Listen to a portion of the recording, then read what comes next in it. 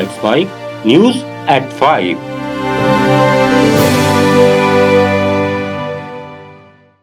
नमस्कार, let's mic में आप सुन रहे हैं न्यूज एट 5।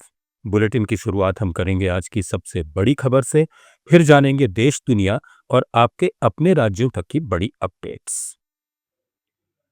अमेरिकी राष्ट्रपति डोनाल्ड ट्रंप ने एक बार फिर दावा किया है कि भारत और पाकिस्तान के बीच सैन्य संघर्ष को उन्होंने रुकवाया। दोनों देशों के बीच संघर्ष परमाणु युद्ध में बदल सकता था। उन्होंने व्हाइट हाउस में कहा, हमने भारत और पाकिस्तान के अलावा कांगो डेमोक्रेटिक रिपब्लिक और रवांडा के बीच युद्ध रुकवाए। ट्रंप ने भारत और पाकिस्तान के बीच इस सैन्य संघर्ष का जिक्र करते हुए कहा, A good deal. We have stopped wars between India and Pakistan, the Democratic Republic of the Congo and Rwanda. That was going on for 30 years. And by the way, India-Pakistan was probably going to end up in a nuclear war if they kept, they shut down 5 planes in the last attack. And it was back and forth, back and forth, back and forth. And I called them and I said, listen, no more trade. If you do this, you're not going to be good. But they're both powerful nuclear nations. And that would have happened. And who knows where that would have ended up. And I stopped it. संसद में monsoon सत्र में हिस्सा लेकर बाहर निकले राहुल गांधी ने operation सिंदूर पर केंद्र सरकार से सवाल पूछे। राहुल ने कहा, सरकार कहती है ऑपरेशन सिंदूर चालू है, जबकि डोनाल्ड ट्रंप बंद कराने का दावा कर चुके हैं। How can prime minister give a statement? क्या प्राइम मिनिस्टर क्या बोलेंगे कि ट्रंप ने करवाया है? बोल नहीं सकते हैं, बट सच्चाई है, ट्रंप ने सीज फायर करवाया है, पूरी दुनिया जानती है, रियलिटी है, रियलिटी से छुपा तो नहीं जा सकता है।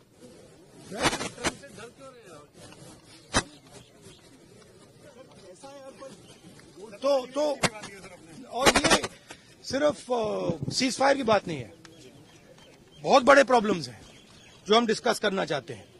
डिफेंस के प्रॉब्लम्स हैं, डिफेंस इंडस्ट्री के प्रॉब्लम्स हैं, ऑपरेशन सिंदूर के प्रॉब्लम्स हैं। हालात अच्छी नहीं है, पूरा देश जानता है।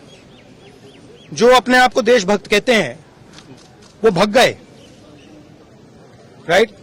प्राइम मिनिस्टर एक स्टेटमेंट नहीं दे पा रहे हैं। ट्रंप ने कितनी बार बोला है? 25 बार बोला है।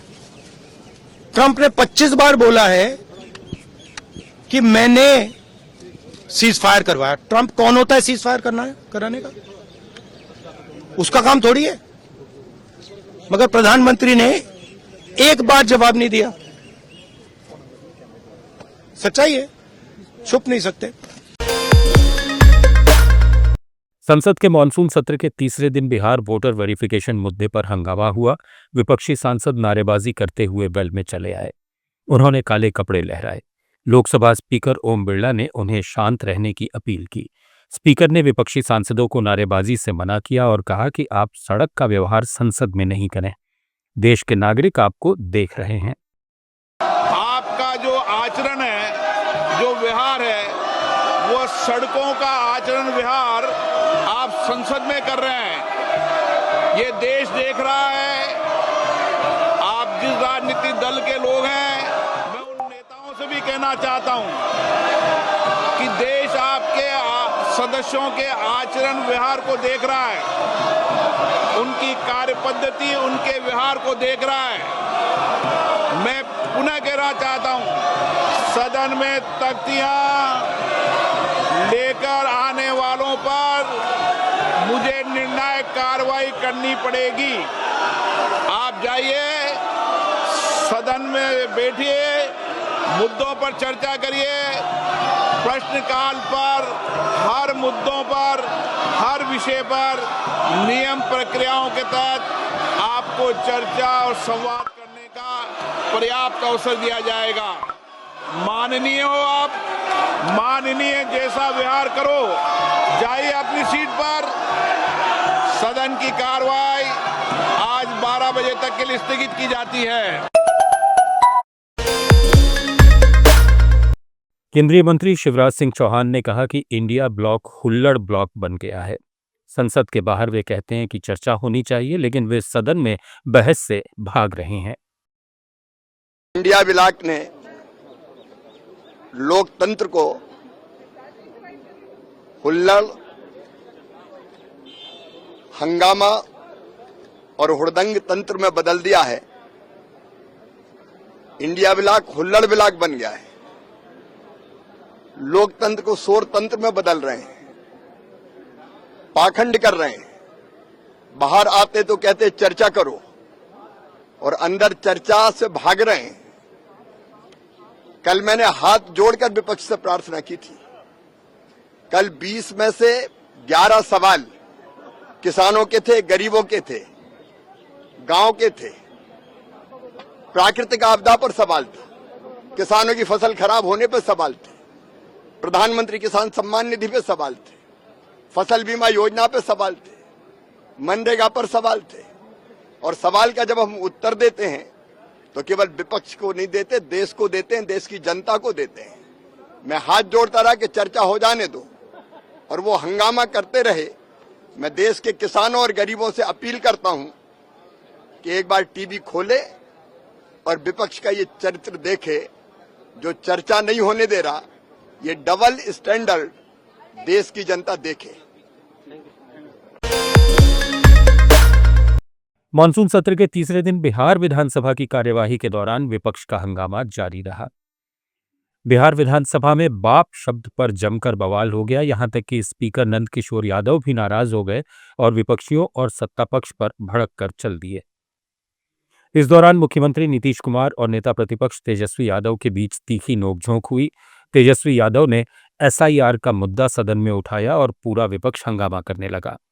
तेजस्वी यादव ने सदन में कहा कि लालू जी कहते हैं कि छोट का राज मतलब वोट का राज। तेजस्वी यादव ने कहा, हम एसआईआर का विरोध नहीं कर रहे हैं, हम चुनाव आयोग की प्रक्रिया का विरोध कर रहे हैं। हमारे एसआईआर जो प्रक्रिया हो रही है, हमको इसका विरोध नहीं है। एसआईआर का विरोध नहीं करते, लेकिन जो प्रक्रिया, जो पारदर्शिता होनी चाहिए, ईमानदारी से निष्पक्ष होकर के चुनाव आयोग को काम करना चाहिए था, वो ये काम नहीं कर रही। इसका हम इस सदन में हम खंडन करते हैं और ये सच्चाई है महोदय। मतलब चुनाव आयोग का ये कहना है कि हम जो है कंप्लेन मिला कि बाहरी वोटर आ गए हैं या बाहर के अंदर आ गए हैं, ये उनके न्यूज के सूत्रों से मिला। शर्म की बात है कि अभी भी इतना बड़ा ड्राइव एसआईआर का चल रहा है और इलेक्शन कमिश्नर अब तक जो है प्रेस कॉन्फ्रेंस करके अपने पक्ष को नहीं रखे हैं और सूत्रों से खबर मिलती रही।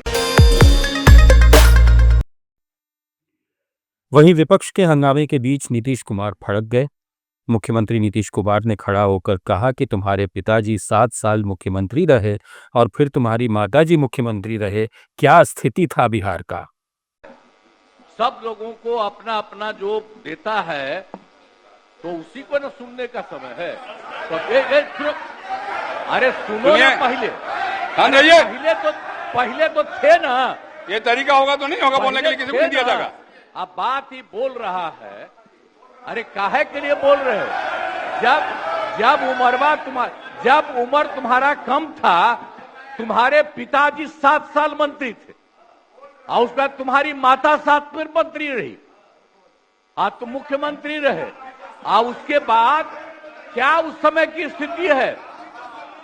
अगर चाहोगे तो पहले क्या था और उसके बाद से जब 20 साल हुआ, हम तो 9 महीना नहीं भी रहे, हमने दूसरे को दे दिया और सारा का सारा बीच में 1.5 साल आप लोगों को भी किया, लेकिन आप लोग भी ठीक नहीं कर रहे थे तो छोड़ दिया। अब हम लोग जो साथ में रहे शुरू से, अब उन्हीं के साथ सब दिन रहेंगे। प्रधानमंत्री नरेंद्र मोदी ब्रिटेन और मालदीव के दौरे पर रवाना हो गए हैं। पहले 2 दिन वे ब्रिटेन में रहेंगे। ये उनकी चौथी ब्रिटेन यात्रा है और इसका मकसद है व्यापार और रक्षा सहयोग को और मजबूत करना। इस दौरे का सबसे अहम पड़ाव गुरुवार को होने वाली वो बैठक है जिसमें प्रधानमंत्री मोदी और ब्रिटेन के प्रधानमंत्री कीर स्टारमर आमने सामने होंगे। उम्मीद की जा रही है कि इस बैठक में भारत और ब्रिटेन के बीच मुक्त व्यापार समझौते यानी फ्री ट्रेड एग्रीमेंट पर हस्ताक्षर हो सकते हैं। बता दें, फ्री ट्रेड एग्रीमेंट ये 2 या 2 से अधिक देशों के बीच एक समझौता होता है जिसके तहत व्यापार को आसान बनाने के लिए वस्तुओं और सेवाओं पर लगने वाले टैक्स यानी टैरिफ और उसकी बाधाओं को कम या खत्म कर दिया जाता है।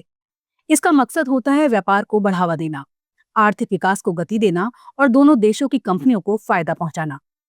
इस समझौते के तहत भारत अपनी 99% टैरिफ लाइनों पर टैक्स हटा सकता है, यानी भारत से ब्रिटेन जाने वाले ज्यादातर सामानों और सेवाओं पर टैक्स नहीं लगेगा। वहीं ब्रिटेन भी करीब 90% टैरिफ लाइनों पर टैक्स कम करेगा।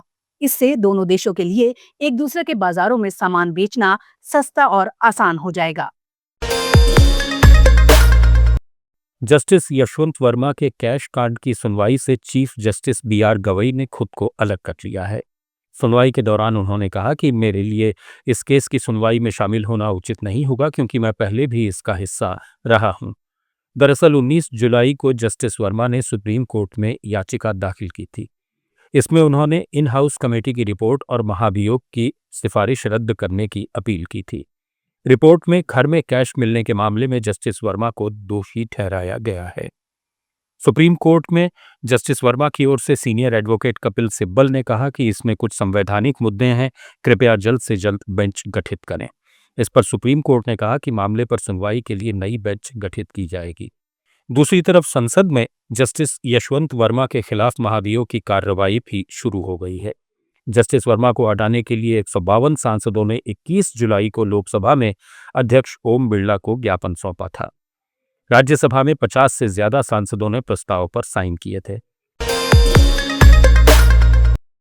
उपराष्ट्रपति जगदीप धनखड़ के इस्तीफे के बाद चुनाव आयोग एक्शन मोड में आ गया है। आयोग ने एक प्रेस विज्ञप्ति में कहा कि भारत निर्वाचन आयोग ने उपराष्ट्रपति चुनाव से संबंधित तैयारियां शुरू कर दी हैं। तैयारी संबंधी गतिविधियां पूरी होने के बाद जल्द ही उपराष्ट्रपति पद के लिए चुनाव कार्यक्रम की घोषणा की जाएगी। जगदीप धनखड़ ने सोमवार को स्वास्थ्य कारणों का हवाला देते हुए उपराष्ट्रपति पद से इस्तीफा दे दिया था। यूपी के गाजियाबाद में फर्जी दूतावास का खुलासा हुआ है। STF ने छापा मारकर हर्षवर्धन जैन को अरेस्ट किया है। उसके पास से अलग अलग देशों और कंपनियों की 34 मोहरें मिली हैं। इसके अलावा विदेश मंत्रालय की मोहर लगे कूट रचित दस्तावेज और 44,70,000 रुपए नकद भी बरामद किए गए। STF के SSP धुले सुशील चंद्रभान ने बताया कि हर्षवर्धन किराए का मकान लेकर अवैध रूप से वेस्ट आर्कटिक दूतावास चला रहा था। वो खुद को वेस्ट आर्कटिक, सबोर्गा, पुलावाविया, लोडोनिया देशों का काउंसिल एम्बेसडर बताता है। हर्षवर्धन के पास से 2 फर्जी प्रेस कार्ड, 2 फर्जी पैन कार्ड, माइक्रोनेशन देशों के 12 डिप्लोमेटिक पासपोर्ट, कई देशों की विदेशी मुद्रा, विभिन्न कंपनियों के दस्तावेज और 12 डिप्लोमेटिक नंबर प्लेट्स भी बरामद की गई हैं। अवैध दूतावास चलाते हुए गिरफ्तार किया है और इसके पास से काफ़ी सामग्री बरामद हुई है। ये हर्षवर्धन KB 35 कविनगर में एक किराए के मकान में अवैध दूतावास चला रहा था और ये अपने आप को वेस्ट आर्टिका, सबोर्गा, पोल्विया, लोडोनिया और इसके अलावा अन्य भी कई देशों का एम्बेसडर बताकर लोगों से बात करता था। इसके पास से कुछ गाड़ियां भी बरामद हुई है जिनमें इसने डिप्लोमेटिक तरीके की नंबर प्लेट्स लगा रखी है जो किसी भी जगह से अप्रूव नहीं है। लोगों को प्रभाव में लेने के लिए, उनसे ठगी करने के लिए, उनके दलाली करने के लिए ये कई सारी मॉर्फ फोटोग्राफ का भी इस्तेमाल करता था। जिस कर्नाटक में भ्रष्टाचार के खिलाफ लोकायुक्त अधिकारियों की राज्य भर में छापेमारी जारी है। इस दौरान बिदर जिले में टाउन एंड कंट्री प्लानिंग विभाग के सहायक निदेशक मारुति बगली के आवास से भारी मात्रा में गोल्ड ज्वेलरी, नकदी, कीमती घड़ियां और अन्य सामग्री बरामद की गई।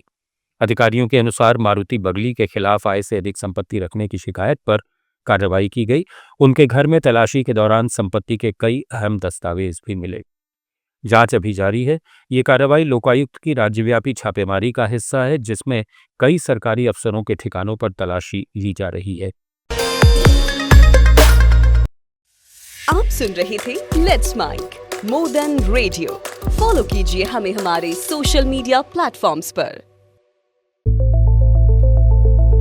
It's time for news. It's time for More Than Radio. Presenting the first radio news app, Let's Mic.